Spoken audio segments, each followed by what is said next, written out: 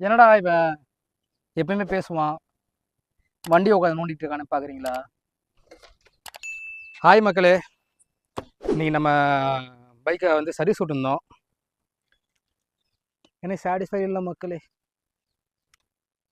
ஏதோ வண்டி அங்கே சும்மா லைட்டாக தொடச்சி கிடிச்சு பூசி மொழி விட்டாங்கன்னு தோணுது.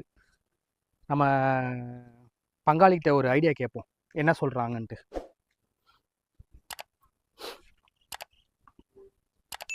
ஹாய் ஜெமினி, என்னோடய பைக்கை சர்வீஸ் விட்டேன் ஜெமினி. அவன் பைக்கை சரியாகவே சர்வீஸ் பண்ணல ஜெமினி.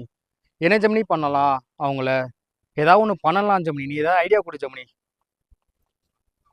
ஓ, பைக் சர்வீஸ் பண்ணவங்க சரியா பண்ணலன்னு சொல்றீங்க.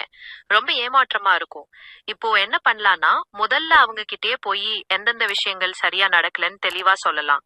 ஒருவேளை அவங்க அதை சரி பண்ணி கொடுக்க வாய்ப்பு இருக்கு. அப்படி இல்லைன்னா நுகர்வோர் நீதிமன்றத்துல புகார் செய்யலாம்.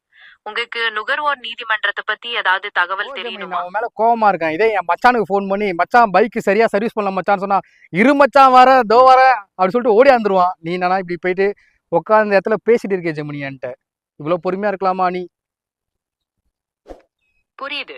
ஃப்ரெண்ட்ஸ்க்காக மச்சான் பதறிட்டு வரத்தான் செய்வாங்க. ஆனா சட்டப்படி நடவடிக்கை எடுக்கிறதுங்கிறது வேற. அது கொஞ்சம் பொறுமையா தான் போகும்.